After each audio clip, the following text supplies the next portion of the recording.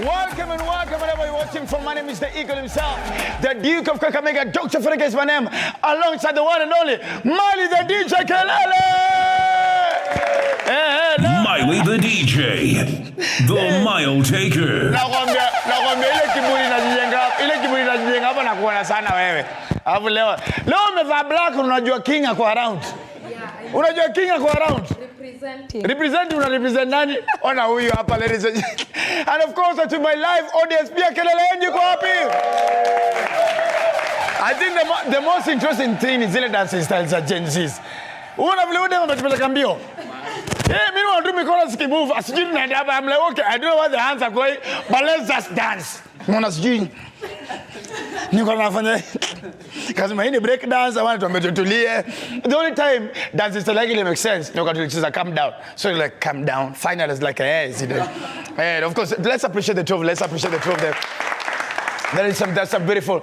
And of course, ladies and gentlemen, karibuni sana. This is Drofweneke tonight. And of course, on a special edition, of course, a special Palace edition, a special Queen's edition, and of course, the Queen's edition. And ladies and gentlemen, najo kuna madem mmekuwa mkiambia, oh, you are my queen. Oh, I will never do without you. Oh, you are my queen. Finally, the real queen is around. Kwa hivyo wewe ni nyagodhie kama kila mtu. Wala ati you are my king. Hakuna story ya king. King wa ukweli sasa ako around. Now we are still, there's still a lot of questions we are asking, Miley. And of course, they are really trying to answer the question.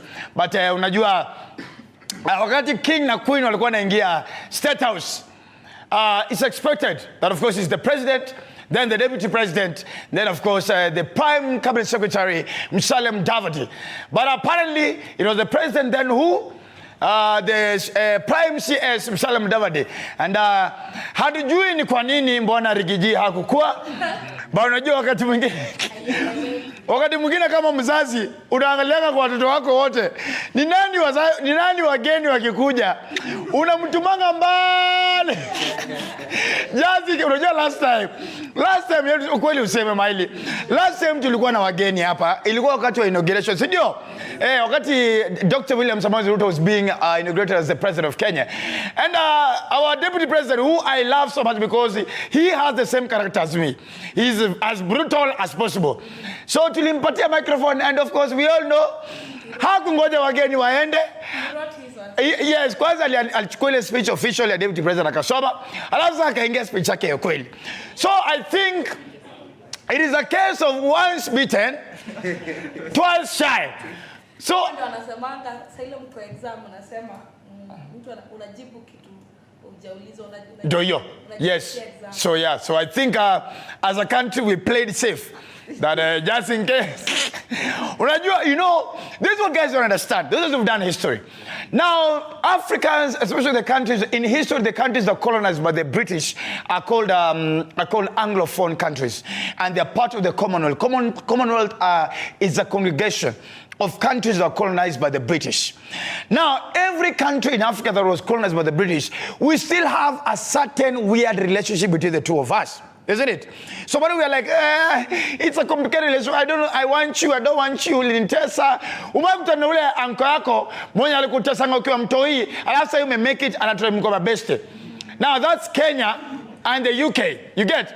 So we are still not sure how we feel about the king and the queen coming here. So, and we knew, kwanza, Rigiji anajitanga nani? Mtoto wa? Mau. Nani walipigana na mzungu? Mau. Wewe unajua King Charles, anajua amewekewa wanted. Anaambia na unajua kuna vitu mlitufanyia kule kwa msituni hatujasahau. So I think I don't know, I'm just making humor about it. But I don't understand, we still don't know the main reason why Rigiji wasn't there. But of course we're just trying to speculate why the deputy president might not have been there, because he's a truthful man. And of course tulijua king watapashwa. And chances are wanaweza kosa kulala. Wanasema afadhali wakalale Somalia kuliko wakae hapa, because ni kama Rigiji anaweza chungulia kwa dirisha. Sijui kama Rigiji anajifanya wanalala.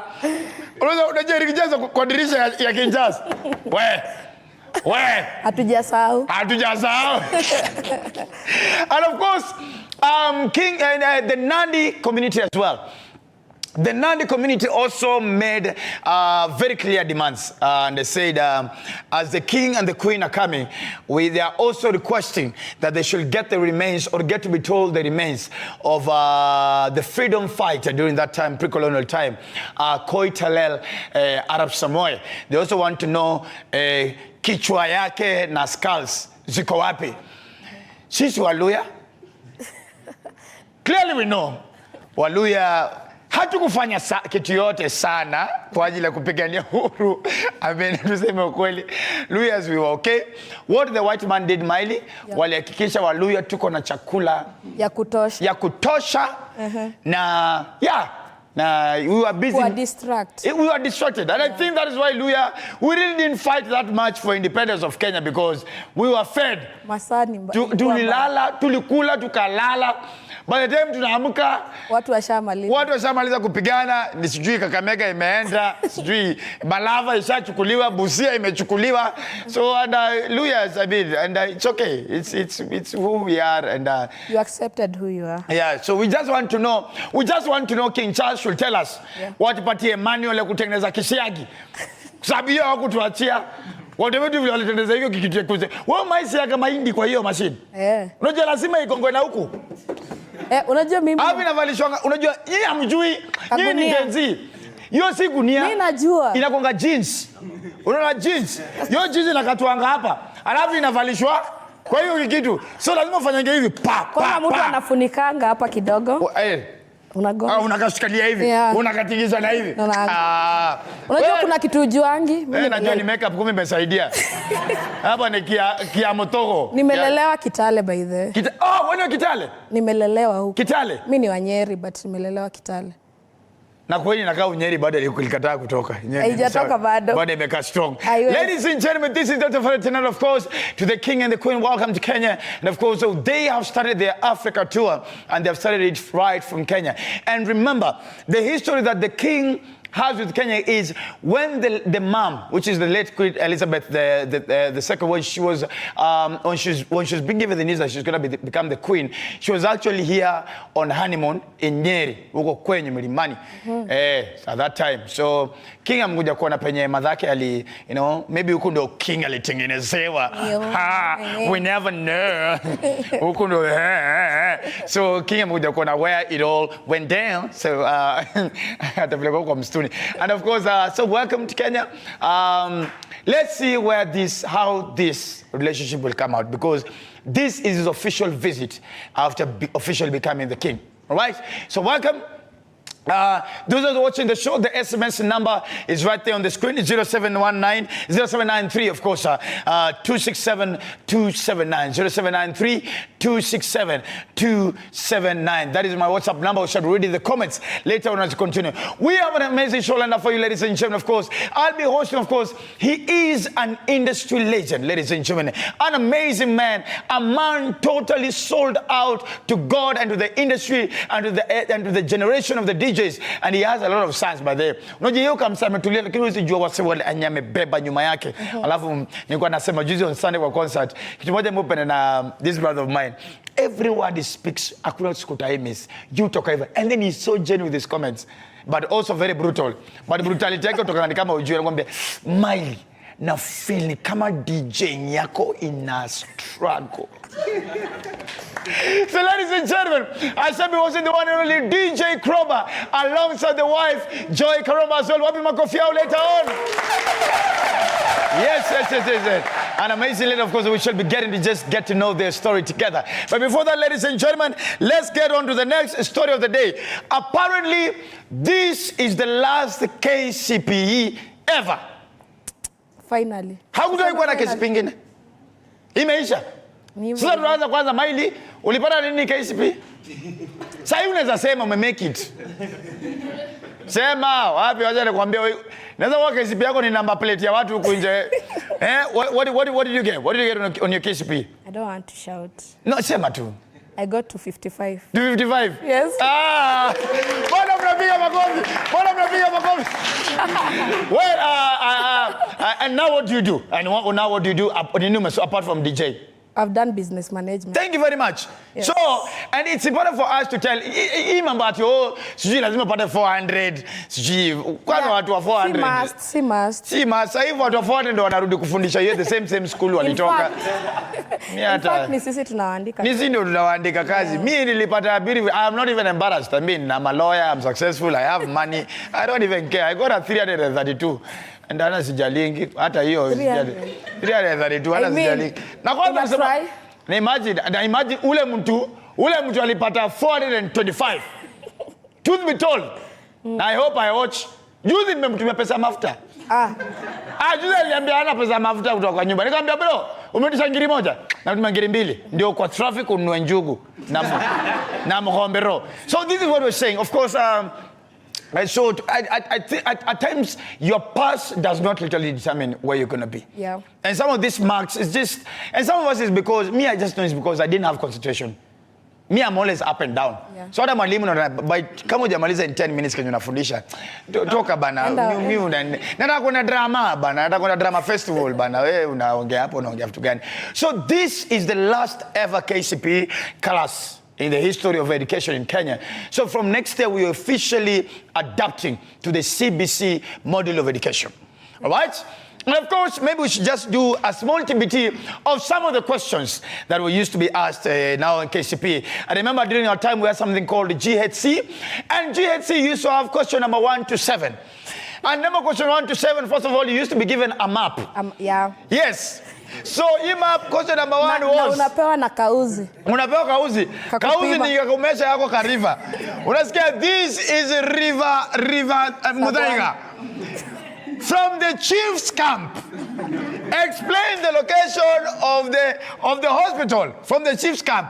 Unaanza kutana katasi upside down. Then of course here we are. Then you ask, who was the first president of Kenya? Who was the second vice president of Kenya? We asked Mwea Tebere irrigation is known for what?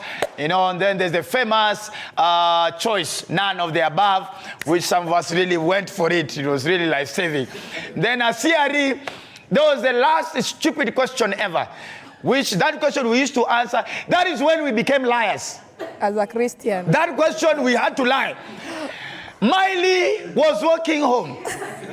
Miley bumped, no, that word did not come. Miley, on her way home, Miley saw a paperback of 30 million Kenya shillings. Kwanza ni uongo. Miley anapata wapi 30 million kwa barabara inatembea kwa hii economy.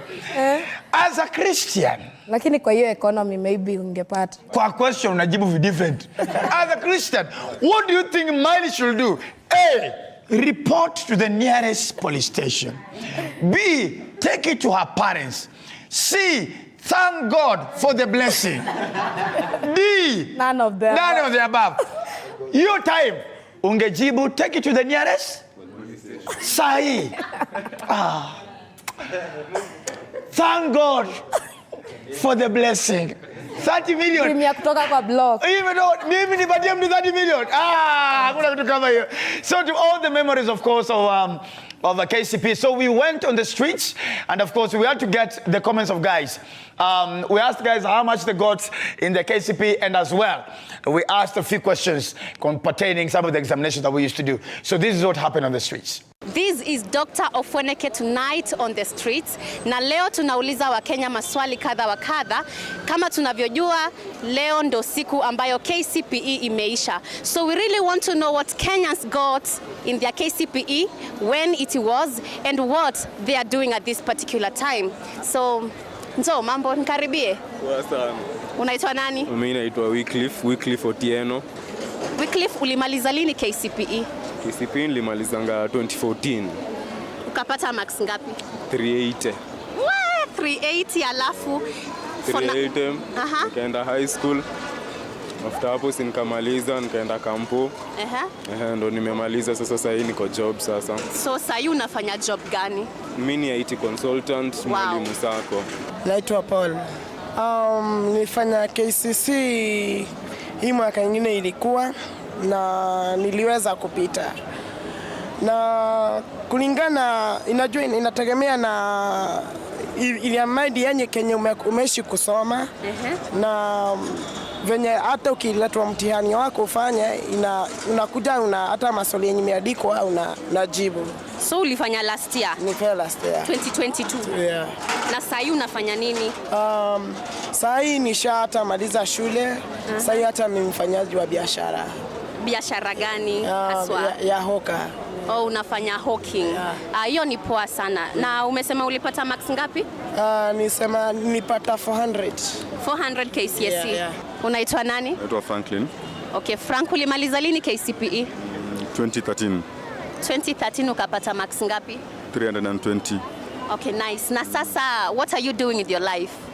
Na struggle tu bado. Unajua Kenya yetu bwana. Una struggle? Bado tunang'ang'ana kwa fiti. So hakuna kitu unafanya? Ni hustle tu tunafanya tu hapa na pale. Unaweza tuambia ni hustle gani unapiga? Mimi nafanya online. Online writing. Naitwa Felix. Felix, ulifanya KCPE mwaka gani? Nilifanya KCPE 2009. Ukapata marks ngapi 2009? 343. 343, hiyo ni poa sana. And sahi unafanya nini town? Like sahi unafanya biashara gani? Mimi ni mfanya biashara huku. Nauza madawa za pest control. Na offer pest control services. Pest control services. Yeah. Na umesema ulipata marks ngapi?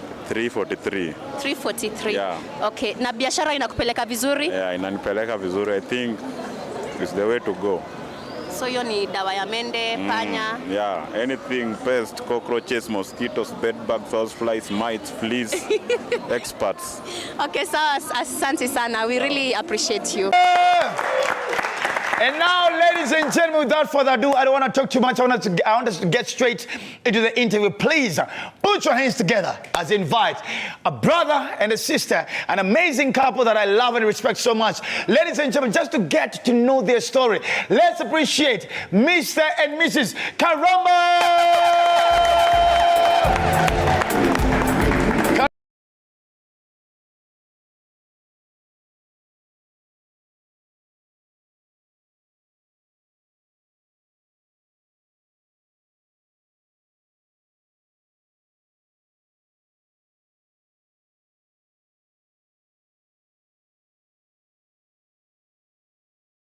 Mbele yake huyu ni kama babu yako. I know. Huyu ni babu, unaona?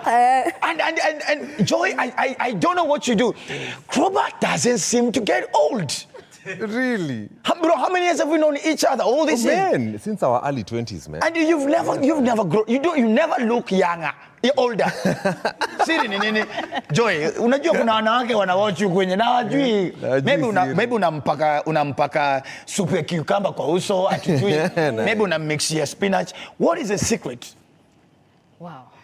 Wow. And then the voice is about to sound deep. Like, let me tell you, first of all, pray for him. Pray for him every day. Oh, please. What is the secret? What is the secret? Simpatiangi stress. Wow, I like that. That's a good answer. Great shower. Don't stress your husband. I'm taking notes. Do you guys ever argue? Oh, yes, we do. You do? Oh, yes. Tunakuwa indifferences. Yes. Tunakuwa indifferences. Yeah. But your argument must be very relaxed. It is structured. Yeah. We never shout at each other. For real. What is structured argument? Structured inamaanisha you can communicate without shouting. You can communicate before today. Ladies and gentlemen, DJ Krowbar, of course, is a what is the term? Yes, I almost said an audio specialist.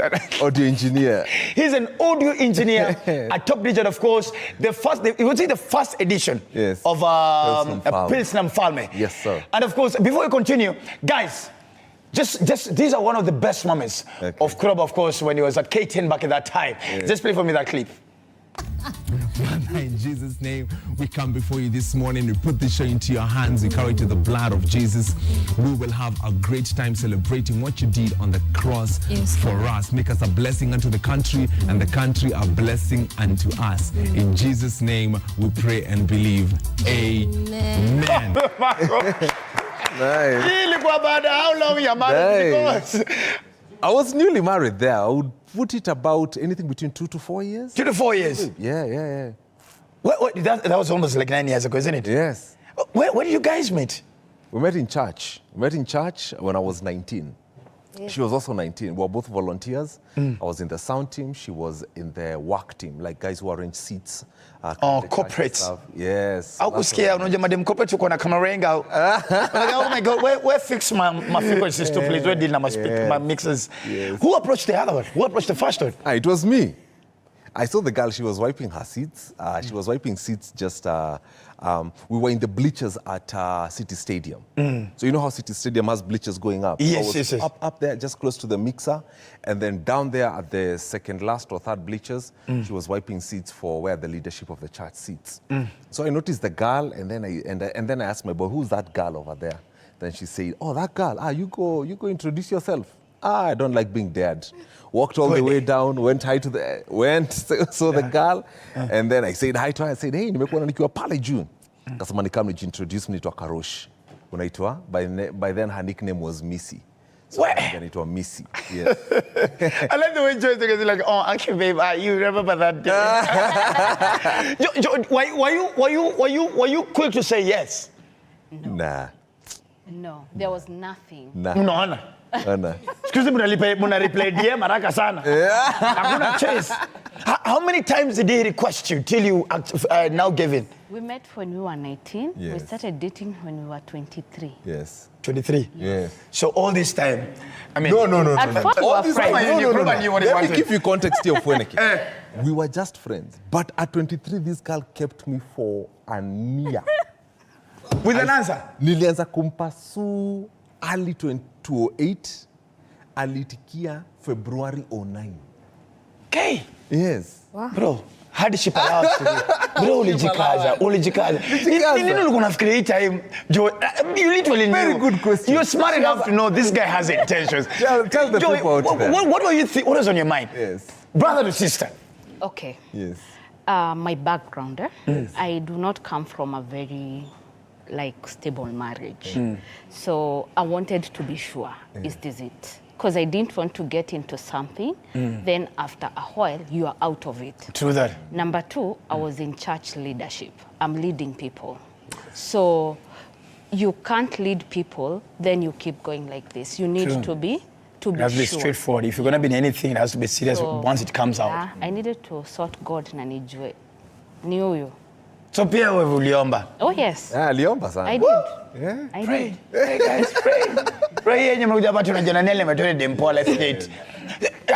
When she said this, how did you feel? How did that make you feel? No, the question I had posed for her around August 08 was, if you say yes to me, I have a plan. If you say yes to me, that is the most important part of that statement. So, I have a plan. I have a plan. So it was August, September, October, November, December, January, Feb. So in Feb, one day we were just hanging out, having lunch, and then she said, what is this plan that you have? Then I said, if you say yes to me now, I'm going to marry you next year. That is the plan. And then her next question was, when? Next year. When? And then I said...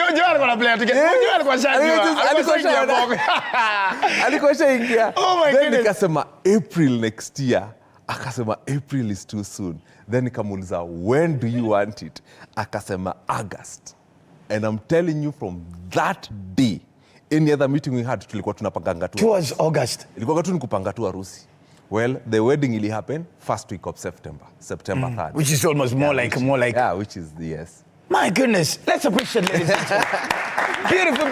Sijai get kujua hii story, but I get that's the story. Let me ask. And of course, the biggest question has always been for young couples is we have to have millions of shillings for us to be a grand white, walk down the aisle, chandeliers everywhere kind of wedding. How much did your wedding cost? Back then, it wasn't that expensive. It was like 500 Gs. 500 Gs? Yes. Kila mtu akakula? No. Watu walikosa food. Because we had you see, we had budgeted for 500 people. 1,000 people came. 1,000? Yes. Angebeba take away. Uzuri ni harusi ya Nairobi watu wakikosa food, it's a non-issue. Juu watu wa Nairobi vitu kama hizo hazitawasumbua. True that. Tumeenda harusi ngapi tukakosa food. So, if you're in Nairobi, it's a non-issue. It's a non-issue. Whoa! Joy, let me ask. Did it Did it probably at some point, because by that time, but you hadn't gotten into the limelight yet? I was. In 08, I was in Hope FM. And then in 09, I was in Homeboys Radio and NTV. When Crossover 101 I remember, yes. yes. For the first time. Yes. Then in 2010, I was in 1FM. Whoa! Then 2011, that's when I entered KTN and Radio Maisha. So I was there at KTN and Radio Maisha up to 2015. Then we left TV. Then a year and a half later, that's when we went to South Africa.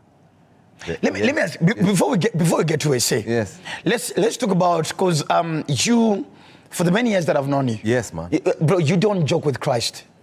Well, let's say for you, I have already. I've joked with Christ over the years. So you get into yes. a secular captioned kind of a competition. Yes. That is Pilsner Mfalme. Pilsner Mfalme, yes. Bro, did you? No, when I entered the competition, I remember telling my mentor then, DJ Mose, that I'm entering this gig and I'm going to play gospel music. If they get me out of the gig for playing gospel, me, I'm okay. Peace. Yeah, me, I was ready. I was even mentally prepared to be told, hey, at this point henceforth, you have to play secular. And I was ready to say, it's sour. Me, I'm okay. But with every stage, we progressed from round of 16, rounds of 8, quarterfinals, semis, up to finals. Tukajipata tuko finals na tujafukuzwa and I'm playing gospel music. Finals you go in and finals, I can remember like 5 DJs. It was me, it was John Mfalme, K-Trix, Ricky Mfalme, DJ Deno, who was the other guy? DJ Tibbs. I remember we were 9 DJs. There was another lady DJ, and then there was DJ Brayo. Clearly, because now we were 9 DJs in the final. Because at least I know Tibbs is still there. Yes. I know K-Trix is still there. Ricky, I know Ricky Mfalme, yes. Joe, I know Joe is still there. Yes. But you were then it's funny because I know that time Joe and I used to serve. Yes. In church at Winners Chapel. I used to play drums at Winners Chapel. Because me at MCJC, yes, he used to do that. Yes. So Joe alikuwa msewa drums. Yes. Sadiq alikuwa msewa technical. Yes. And I don't know why Sadiq never tried coming for Mfalme. Yes. Then competition ends. Yes. I'm not pretty sure there were a lot of guys who came like, hey, Krowbar umeshinda. Yes. This was my success story after that competition. Which was my? Success story.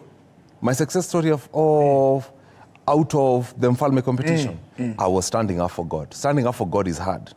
Because when I won that competition, I remember 2 weeks later, the first week of January 09, I remember we went for an EABL meeting and we were there with the whole team. And I remember them saying that, hey, dude, you have a nationwide tour coming. We have planned a nationwide tour coming ahead. So you're going to play all over the country. And this was only meant for the winner. And we have a budget for it. So we are here to reconfirm if you're doing this, you have to, because we are a beer-sponsored company, are you ready to play secular music? I remember it was presented on the table. It was a big budget thing. And I remember telling them, no, where I am, I'm not ready to do that. If God has fought for me up to this point, I'm not ready to let him go. And then they said, okay, then if that's it, then we'll take number 2 and number 3, and we'll put the 3 of you, and that budget will be split in 3. So this money was meant for you in all its totality. But since you have taken this position, we'll add number 2 and 3 into the tour, and then we'll split it 3 ways. Ladies and gentlemen, it is a beautiful exclusive. DJ Krowbar, of course, alongside the wife, Mrs. Joy Karomba. Live on Drofweneke tonight. When we come back out of the break, we talk about their story. Yes. And of course, we talk about the reason why we're here to stand together with each other. We will see you at a short break. This is Drofweneke tonight. Wabi Makofe.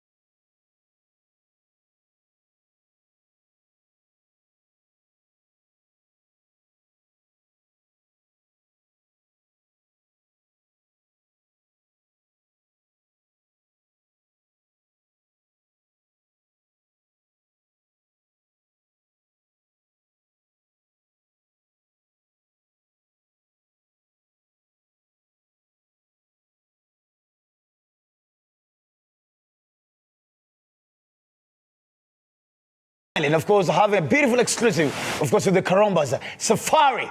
Your Karomba caption, of course, SMS number, WhatsApp number 0793 267 279 0793 267 279. Talk to us. Where are you watching from? And of course, how many remember when you last saw Krowbar during that time? Yes. And wow. Yes.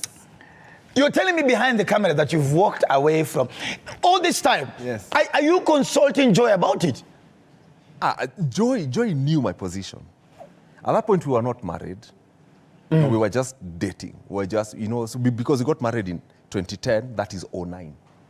So that particular point, I'm consulting my mentorship, I'm consulting my mom and my dad, and I'm telling them this is a situation and this is my position. And I'm saying, come what may, I'm not moving from this position. So what is mom saying about it that time?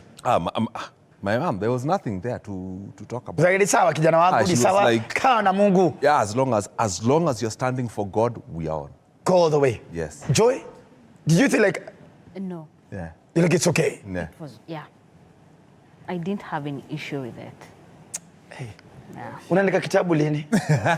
Aki nitaipromote mwenyewe. Mimi wewe ukatupike yako how to be a Karomba Mrs. Oh my goodness, yes. I love that. And you guys now parents, I saw your daughters. I had never seen them up close. Oh yeah. So I saw them for the first time on Sunday at SITA. And I could see the personalities. One was very yes. Then it was like so when are we going to stand from these knees? Yes. Who is the most stubborn of the two? Who's most stubborn? Riri is outspoken. Tori is a very grounding character. Who's next to you? Who's next to you? Behind me. Behind me was Toria, and then Riri was behind Joy. No, when you were kneeling down, when the pastors. When I was kneeling down, because there was Joy. Joy. There was you, then there was Toria, Riri. So Riri, alikuwa zile za tunamaza sangapi? But I could watch it. She was like, okay, fine. I know we are praying. Riri is just like me. Riri speaks her mind. Yeah. Just never holds it back. Drops it as is. Yeah. Yes. Do you get to punish them? Yes, we do. Both of you. As we believe, spare the rod, spoil the child. So kiboko iko? Iko. Nani ni wakuchapa between the two? Funny enough, the more they are growing, it becomes reduced. Me, I can't remember the last time I did it. But who's the disciplinarian between the two? It's my responsibility. That is my responsibility. Masikia amesema na Joy, kunasikia maichapa mtu hiyo like I was beaten when I was a kid. Yes. And so I have that soft spot. So I'm so quick to forgive. But mine is a very structured way of discipline. Why does everyone have structure? Is before I do it is you know what you have done. Right? Yes, Daddy. Yeah, so you understand this is the mistake that has transpired, this is what will happen. These are the consequences for that. Of your actions. Menishika. So it doesn't mean that I hate you. It just means you can never run away from consequences. Menishika. So it's coming, and this is the number that I'm giving you. It's usually anything between 3 or 6. No. Yes. No, it can't be enough because it's constructed. Now choose yes. 3 or 6. And then after that is you get your 6, and then once you are done with the 6, we hug. No, we quote the verse. There's a verse. Oh my God! It is structured. Joy, how do you let this happen? You beat me, then you got a verse. Brought up. Yes, that's how I was brought up. It is Ephesians chapter 6, verse 1 to 3. Children, obey your parents, for this is right. This is the first commandment with a promise that you may live long in the land which the Lord your God is giving you. Dad. John 3:6. I thought you loved me. I'm adopted. It happened. Would you want any of them to get into the industry? I wouldn't mind. I'm a creative. Both Jay and I, we are creatives. So if our kids pursue a career in creatives, that is our line. I will fund that dream like no one's business. I guess my father would be very proud to hear that because I think for me, I normally say... No, I am a person who's funded by my parents. When I said I was becoming a DJ, it is my dad who paid for my DJing fees. Beautiful. It was my mom who paid for my music production classes. So I know what parental support is. And that was back in 2004.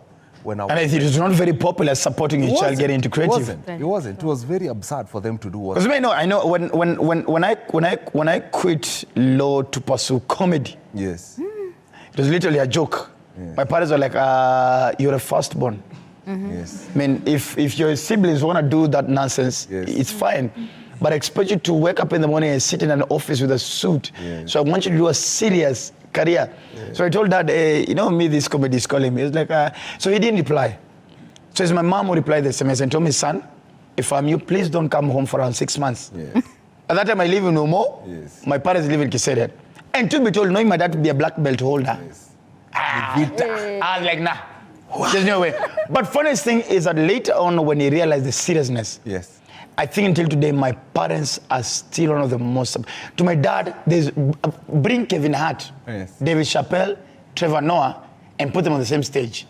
Still, to my dad, I'm still the funniest comedian to ever walk on this earth. And that's how it should be. That's how it should be. That's how it should be. Wow. Let's before we release you guys, yes. God has brought a challenge. Yeah, bro. On our table. Yes. And we're supposed to win the war. Yes. What's the war? What's the war?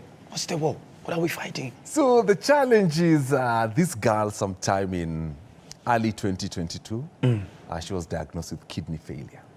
Mm-hmm. Yes, so, and it was a huge curveball. I remember she was not feeling well, went to the hospital, a few tests here and there, waited for a few hours, the results came out, and we were told, unfortunately, my dear sister, you have what we call kidney acute kidney failure. And man, that was crazy. I remember we didn't believe it at that point. A few days later, we went to another hospital, same diagnosis.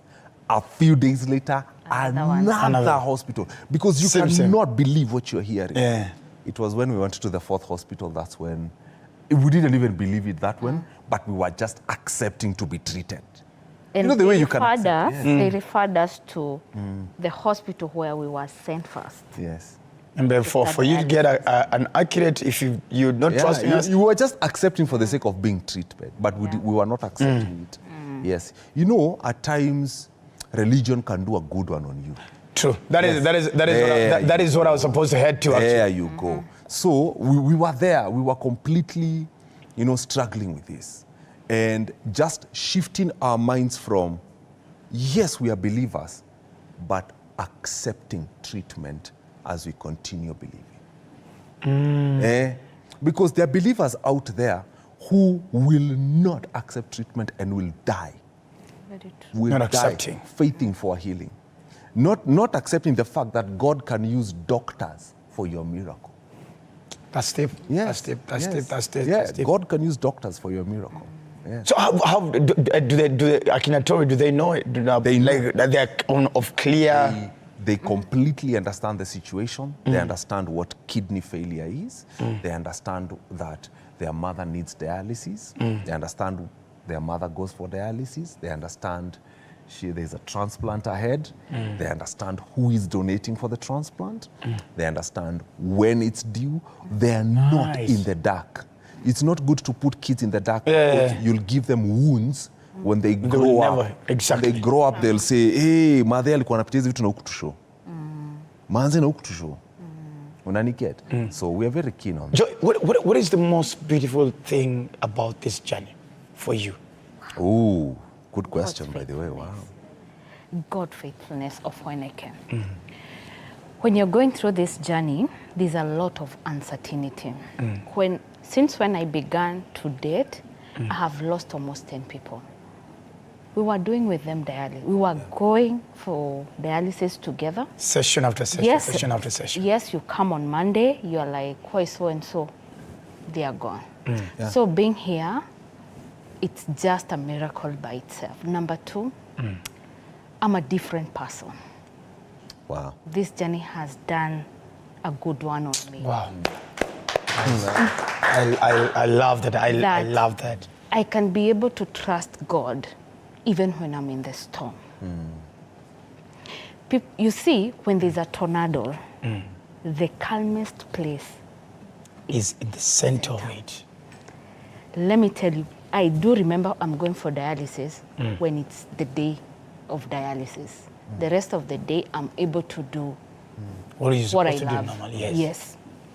That is number one.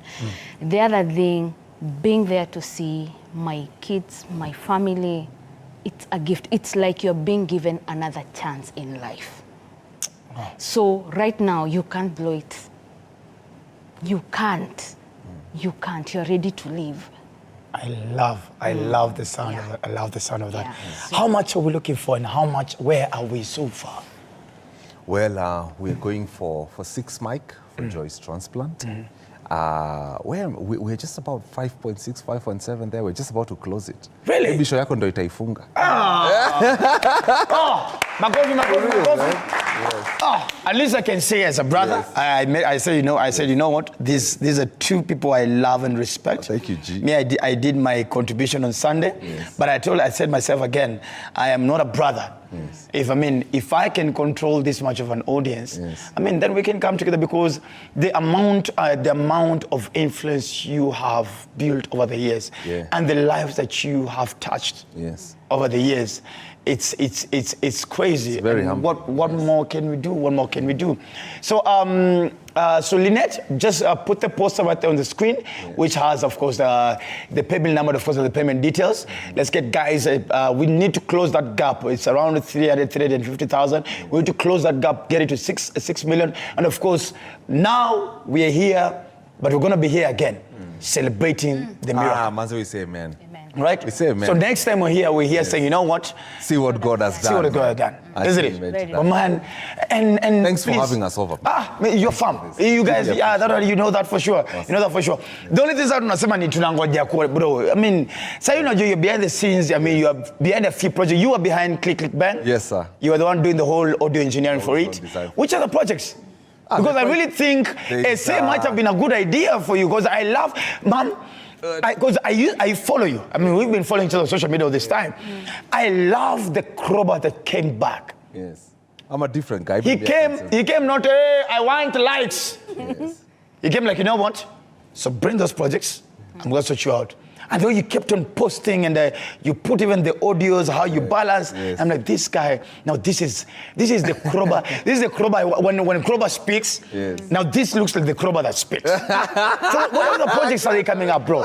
Nice. So there's another movie we are doing. Next year is a big one. I can't say the name of the movie on air because for marketing purposes, but there's a movie coming next year. Beautiful. The ones that I can talk about is, this year and last year we participated in 48-hour film challenge, and we've won quite a number of awards there. Nice one. Yes. Yes, that's amazing. We participated in the Kenya Film Commission, movie shot by a phone. We won quite a number of awards there. I think every project I've touched, we've won quite some stuff. And nice. Even Click Bang got me nominated as the best sound designer in Africa. So that's a big deal. Nice. That's a big deal. Already essay 20. Yes. Hey, you said to end immediately. It was a planned up idea. No, I had a studio. And in that studio, we used to do a lot of voiceover work. And we did a lot of radio ads and TV ads.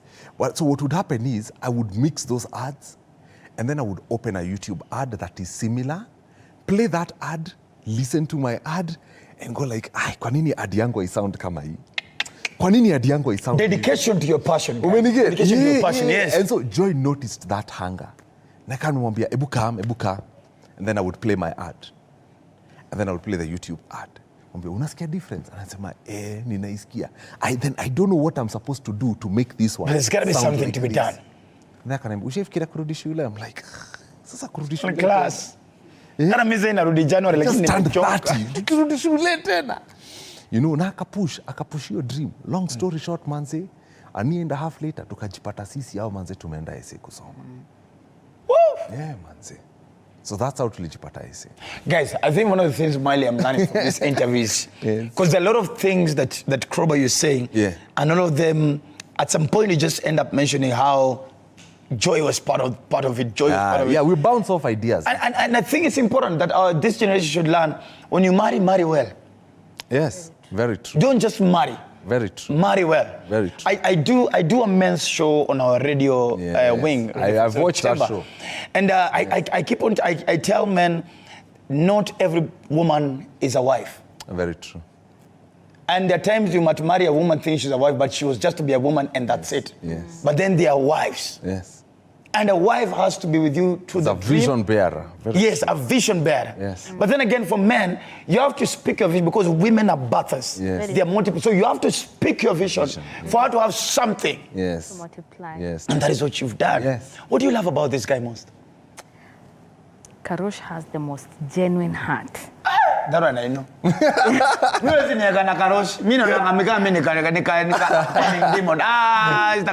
I know, and apart of him being my husband, he's a good friend. Yeah.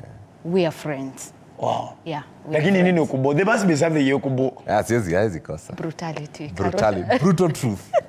Hiyo kitu yombo. Anaiangushanga. I really hope my wife is watching so that I'm not alone in this. So that for the first time, because I think for me, my circle is normally very careful. Yeah. Even here at Jobo, like, by the time you approach Drofweneke, be very keen and enough research because the reply will come irrespective of your title. The reply will come.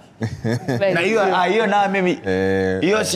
are not malicious, you mean well. This is it. Your response is well. Now, before I release you, so on Sunday, I was called by, of course, Pitson to do that part of the MC. Yes. I had another event, but I said, you know what, I have to come through for Krowbar and Joy before I go somewhere else.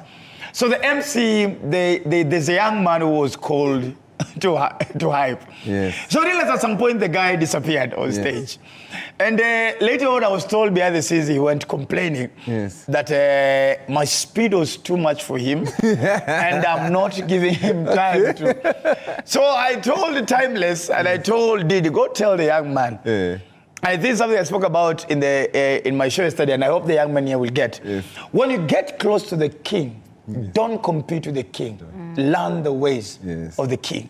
When we go into the industry, when you're in the presence of Churchill, Jalango, Jesse, you don't try to outfund. You don't. You're like, hey. So I'm told the guy was like, so I told him, go tell the guy, first of all, he was lazy on stage. If an old man like me can get on the mic and still get the audience up. Number two, read the crowd. Any crowd yetu tukiwa vijana that time. Any crowd inafikiria Daddy Owen, inafikiria Yesta Wahome, inafikiria Eunice Njeri, Nice, inafikiria akina Kiki, inafikiria akina Emoji, inafikiria Gospel Fathers. Again. So, summer crowd. Raf akicheza shackles. Tunajua vile tuko na dance shackles. Uzeke shackles na style ya saa hii itakuwa chapu. So and I told myself, so I'm told the guys that, hey, Drofweneke ni mrafu. Kambia bas. Some of us have to go through the rough patch for it to be smooth now. And I love what you've done in the industry. You have your kids, your talent kids, and they came out on Sunday and they supported and they were proud. You could see on their faces, they were really proud. And bro, I just want to tell you this. Thanks, G. Your influence is immense. Thanks. And of course, Joy, for just giving him the peace to land back on. Is amazing.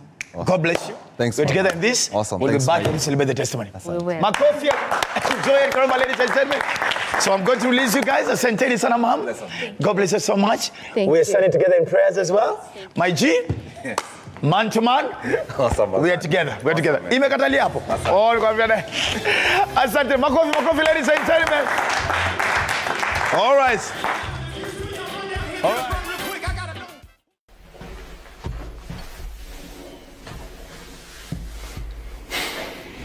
Hi guys, Krowbar here.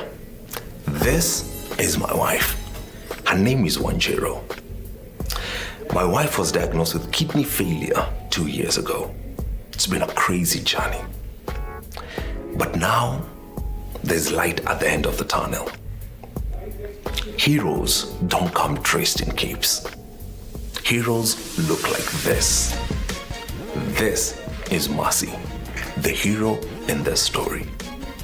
This kidney transplant journey has 3 phases to it: pre-surgery, surgery, and post-surgery. And we need financial help on this journey. This is why we are asking you to stand with us. all right? Our paybill number is 4116415. On the account, write number 3. The miracle lies when God, you, and I come together, because we are better together. Thank you.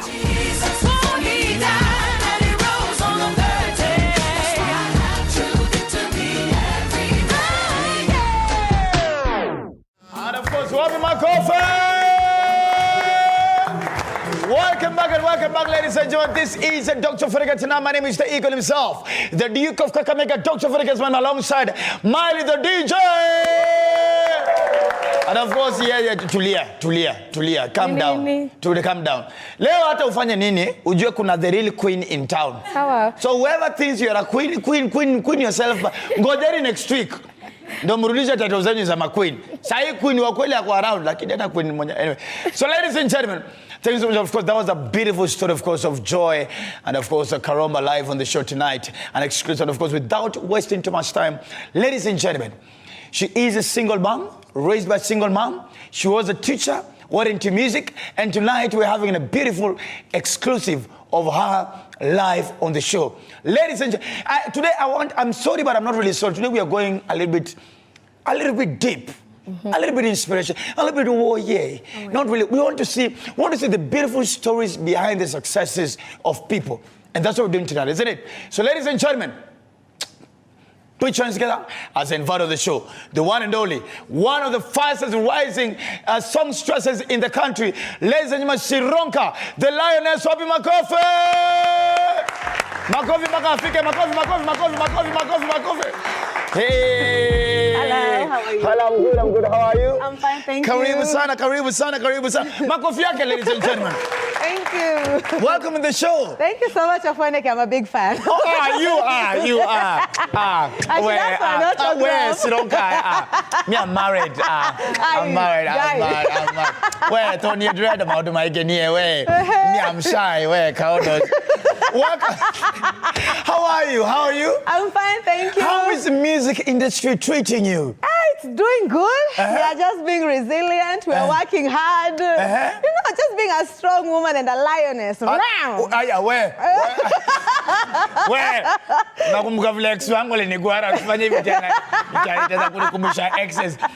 Before we get to your music, yes. You are a teacher. I was a teacher for 6 years. 6 years? And a school principal, yes, for 2 years. Yeah, imagine. Where? Go down. Let us slow down. High school or primary? High school. High school? Yes. You were a principal in a high school. Imagine me. I'm only 29 years. Yeah, imagine. Which school was this, Mama? It's called SJK. SJK. Yeah, Iko Machakos County. Yes. So, which subject? Which subject were you teaching? English, history, and a CRE. Oh, yes. Okay. And I'm a guidance counselor, so yeah, that works. My God, I would never. I'm pretty sure you are a very fun principal. Why are you? Would you tough. Unataka kuona macho zangu uone.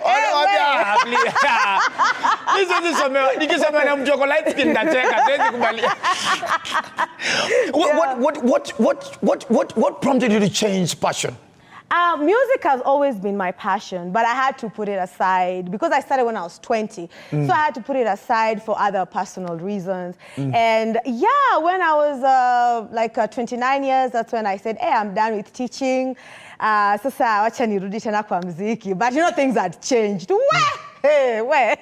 What happened? You know, I was now starting to become popular back in the days of Ogopa, and that time is when it's Akina Avril, Maria were big stars, you know. So, I mean, I was just trying to keep up. You just trying to fit in. This cuisine kwa hii album. Yeah, that's the time we used to take to the DJs, CDs, unaenda kwa clubs, unapatia na CD, unaenda kwa radio station, unangojea Dr. Drofweneke hapa until amalize show na bro. Please, play my song. Oh my God, you're making me feel old.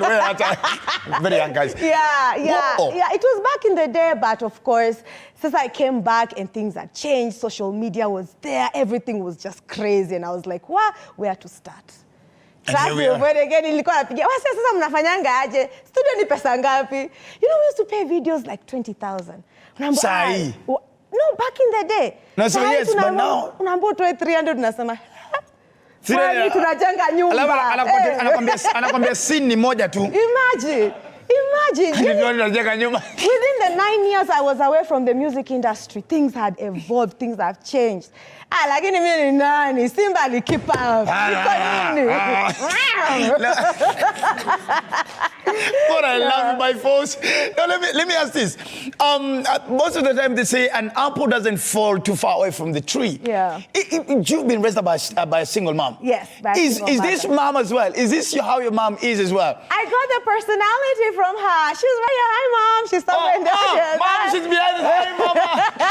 Look at her. She's such a happy soul. My goodness. I got this personality from her. She's also a teacher. She's a school director. Yeah. Do you guys fight a lot? Or did you used to fight a lot? No. Because the same person at the time they kong. Akuna. Me and my mom, we're like, she's like my big sister. We are close. We talk about everything. I just love her so much. She's my queen. Beautiful. Yes. How many are you?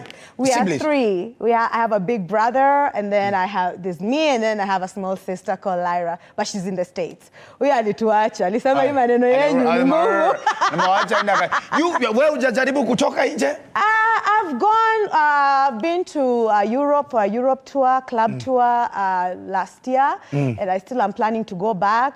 Mimi nataka kupambana na hii Kenya. Unataka Kenya ukiwa na pesa Kenya ni place poa. Unamkenya time unataka. Huko hakuna majuu. We. Can't keep up with that. But we thank God. Kwani nini uliona majuu watu wakifanya kwa sasa hivi? Wewe watu wakiosha mama wazee. Na kwa unaosha mama wazee huko unless sasa uko na ile yani permanent job. Yeah, permanent. Utateseka sana, you know. And then me niliona tu Germany venye tu ni hard hata you know those things you're like ati you know me mkamba nasema ati chao. What are you saying? Yeah, it was incredible. You know, until I tried to learn something. Like you're probably the only cow in Berlin. Yeah, it's crazy, but guys, home is the best. I can say that. Home Beautiful. is the best. Let's put our hands together for that. Now you have a kid. No, I don't have a child. I have an adopted daughter. She's my niece. She's called Crystal. Crystal? Yes. Okay, well, she's 16. 16? Yes. So you're dealing with the whole teenage drama? Mimi anileteangi. Mimi am a lioness bana. Ni macho tu. Anajua. Yeah, it's beautiful. I guess wrong. I think you are single. Hii macho kama nini kwa na mondo bau? Uenda mananiki kwa I'm just asking because hii macho kitolea mzadi we. What is your plan for me? Tell me, what is your 5-year plan? Napata ball after 2 years. No. In fact, I'm a very chill person. Yeah. Even personality ya Simba, nikiwa kwa nyumba, I'm different. I'm actually quiet, you know. Like, really? You can't even believe it. Mimi ni mtu wa Are you listening to yourself? Unajua hii inakuja. Imenipata hapa tu nikikuja. But I'm a fun person. I can clearly see that. Now that you're back in the industry, yes. I mean, a lot of things have changed. Yes. A lot of new artists have come in. I mean, Avril is now a mom, and I basically, well, anatudanganya, but unajua ni kama amefunga hii chapter ya muziki. Hey, man. Maya, a lot of things have been happening to her. There are a lot of guys, akina Abbas hii sijui ako wapi. Ni nani umeingia sasa hiyo like, wow. Umsisi angekuja mapema wakati wetu back in that time. Nani sasa kwa industry tunasema Bass. Mimi nasema Kali angekuwa angekuwa amehit kutoka back in the day. Umseni mnoma. You know, and of course the new blood wamekuja wakatutingiza tumeamuka. You know, we have the genres have changed. Manze Nyasha katutoroka akarudi. I love Nyashinski manze. Huyo umseni mnoma sana. Naweza sema tu yani I just wish Amani was still in the industry. She was my role model. But she's not in the industry, but she's in the ministry.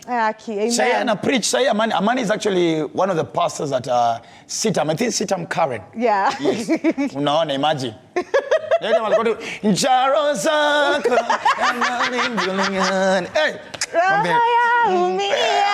I grew up on Amani. Imagine how, like I grew up on them. Can you imagine? I used to see Amani and say, "My guy, naenda ugopa DJs tu nipatane na Amani." Sisi niko nafikiria I'll just find her bangais there. Masijui nikana nikapata. Hebu ndamtafuta siku moja nimekuja kwa show.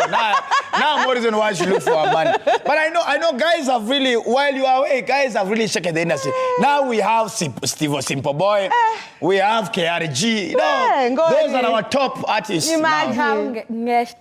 We have Ngesh. Ngesh Wavasha, yeah. Kajose Kaveve. Ni bebe mbele ya kireni. Who do you want to work with right now? Right now?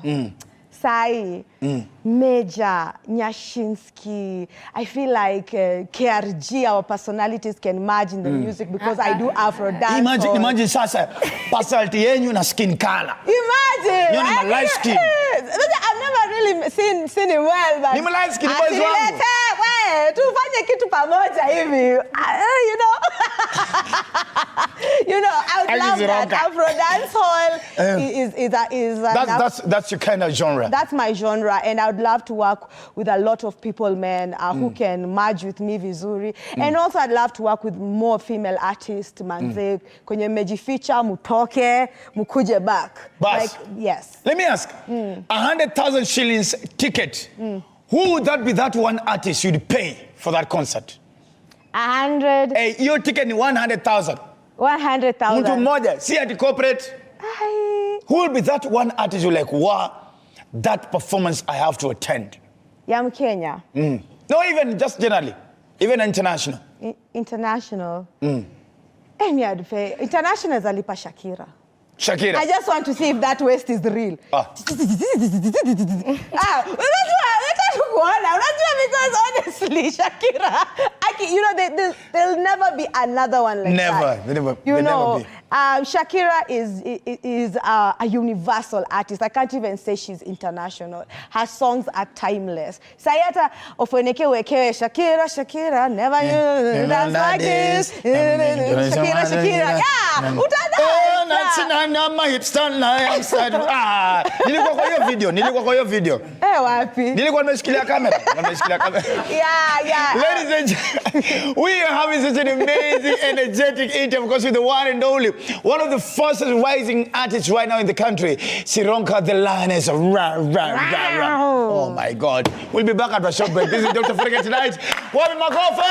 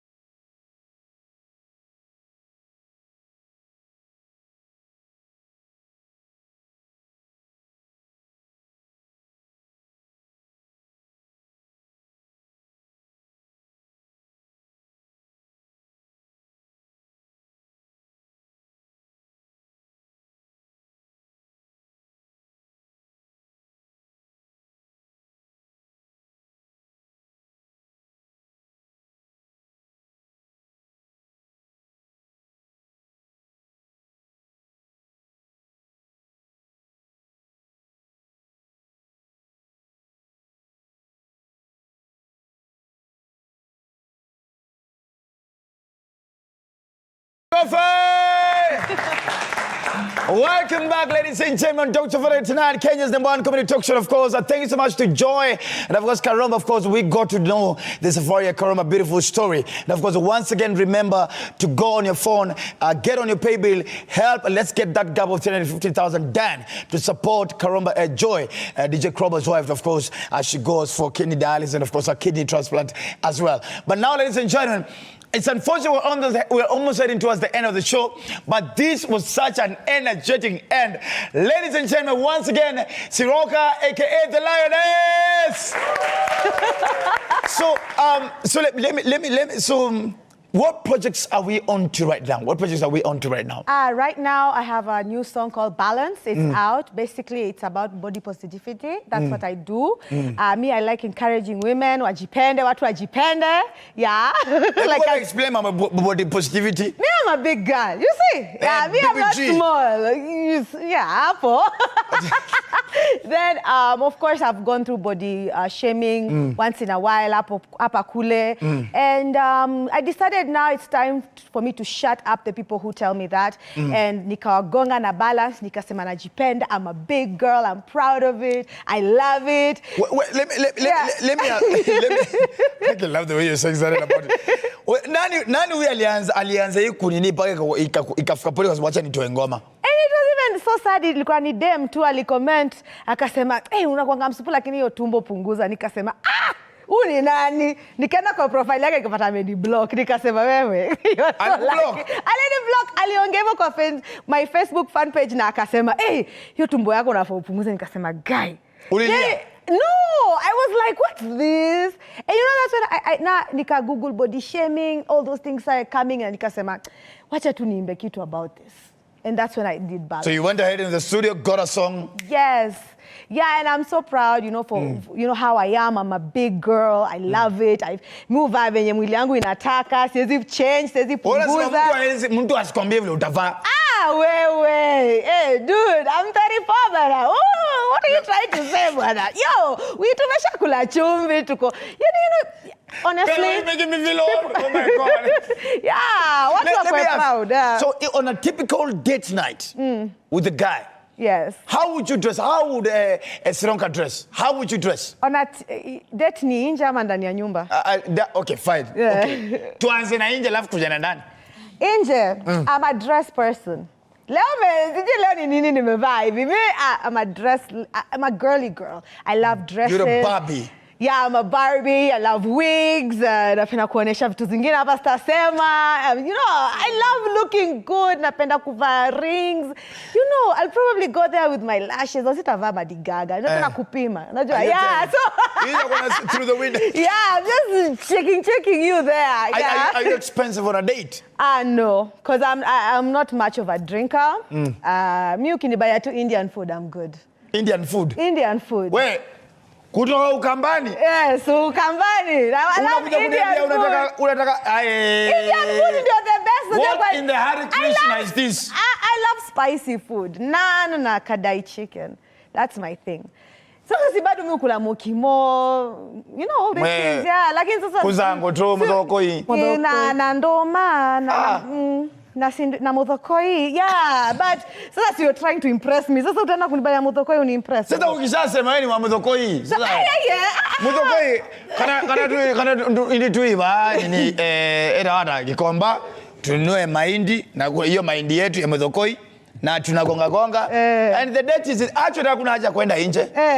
Tunamalizia kwa nyumba. So ni hivyo vyote unipikie mudhokoi. Utatoka nje ya nyumba alafu urudi. Ai wewe acha wewe. Guy. who is your ideal guy? My ideal guy. I love people who understand me. People who match my energy. Spendi napenda machali tunajua tu size. Sema tu achoka sirika. Wameunga sipendi. Hautaki mabodi? It's not appealing to me. I'm sorry. I don't mean to offend anybody. So machali utemezelezo I just like a normal looking man. Si unataka mtu atakubeba. Sasa mimi naweza mbeba. Shida iko wapi? This is an equal world of Weneke. Yeah. Ni unaweza nibeba? Haya. Guy, you know I charge for this, eh? I charge. you are into skinny guys? Not too skinny kabisa. Yani wako too size. Yani let's say I'm just into a typical guy. Yeah, but I'm sorry, you cannot look like my late ex, tafadhali. So, Madrid is Z. I'm sorry. Siko mbaya. Yeah, you know, I'm not into that anymore. Yeah. What do you want? Okay, fine. Yeah. Wewe unajua umesema ukipita na nimeget.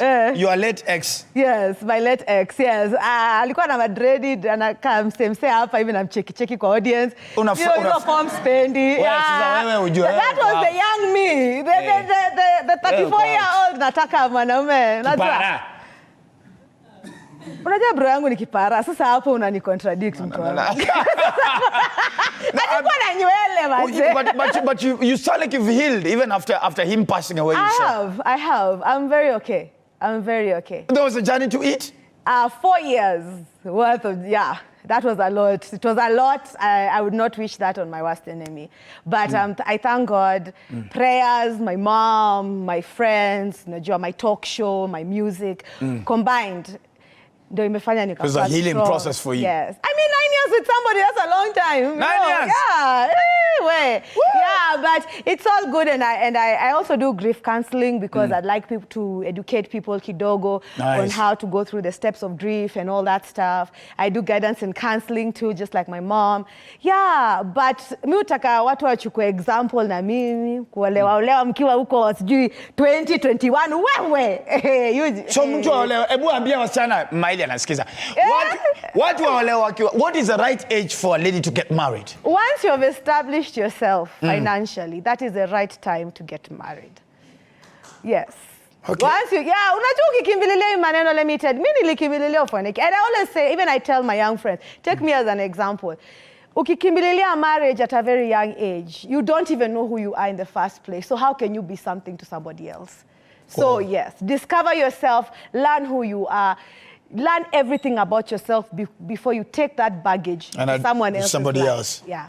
So hakuna mtu atakusaidia. But now you're ready for love. Me? Si niko na roho kubwa. Yeah, my big heart. You can see my big heart. Yeah, so iko tu sawa. I'm big heart. A big heart. Yeah. I'm open to love. Niko tu sawa. So lakini unasema mmesikia kwa sawa lakini wale machali mmejaa vifua machali wa gym. Hataki machali wa gym. So gym instructors stay off. Wewe na vifua zako 5. Mbona watu wa gym uko na vifua 5 scale? Why the hell do you have 5 chairs then? Let me just say that I'm in a good place in my life. In a good I place. thank God. Yes. Beautiful. Yeah. So the latest project you've said is Balance? Balance. Yes. So is there like an album coming up or for now we just do it Balance? There's an EP coming out in 2024 in The Rise of Lioness because I was here. Na sasa napanda. Na bado sijamaliza kupanda hivi. Kuna makolabos and there are some collabos. We have not yet decided on what. Unajua bado unajua wasanii ni hard kuwapata wewe. Unajua mimi kwanza ungefanya collab na Siokau Justina. Siokau. Hakuna shida. Okay. Ndio mwana a very good collaboration. Yes, tuweke collab. Hakuna shida. Tutaimba 2028. No problem. Yeah. Unajua? Yeah, so tutafanya. You guys talk, are you friends? Yeah? No, imagine I've never even met her, but I watch her all the time on social media. Ake mwana jara nipigi ako sangi. Yeah. Jara nikwambia Drofweneke nitafutie huyo mtata yetu. Look for that sister. So like angalia pale your social media platforms, Yes. Where can guys get your music? Go check out Shirona the Lioness on all streaming platforms. You'll see my catalog there. Pale IG mini Shirona the Lioness, Facebook, TikTok, Twitter, kila bando, everywhere. Shirona the Lioness. Yes, yeah. Utaona tu kadem ka brown kana pozingi kama simba. Huyo ndio mimi sasa. Yeah. Follow me, I follow you back. DM me, I always reply. I love everybody. I love my fans. Yeah. Okay, I love her energy. Yeah. Thank you. So ladies and gentlemen, her latest project, of course, is a song called Balance. And of course, this is just to tell all of you out there, to all the ladies that are watching, and even the men. There are men who have actually faced body shaming as well. I know for the longest time, I'm like, I'm like, hey, I like that. Yeah, so inakusaidia nini una get. So afadhali mimi team skinny bado nundu na nunu tu na mbesa. So ladies and gentlemen, of course, go there. We're supporting, of course, promoting, of course. This song helps you deal with any insecurity that you might think you have about how you look and your body. All right? So Balance is the song, of course, by Shirona the Lioness. Of course, so as we finish the show, my name is the Eagle himself, the Duke of Kakamega. Drofweneke is my name. See you again next week, same time, on Kenya's #1 comedy talk show, Drofweneke Tonight, alongside the one and only Miley, the DJ Wapi Kelele. And to my live audience in the show, Wapi Kelele Yenyo. And of course, a big shout, of course, to Krowbar and Joy for coming in the show as well. So as we finish up, ladies and gentlemen, let's introduce the one and only Shirona the Lioness with her latest project, Balance. Yo. Live on the show. Wapi makofi yake? Tusimame. Miley, twende. Lioness.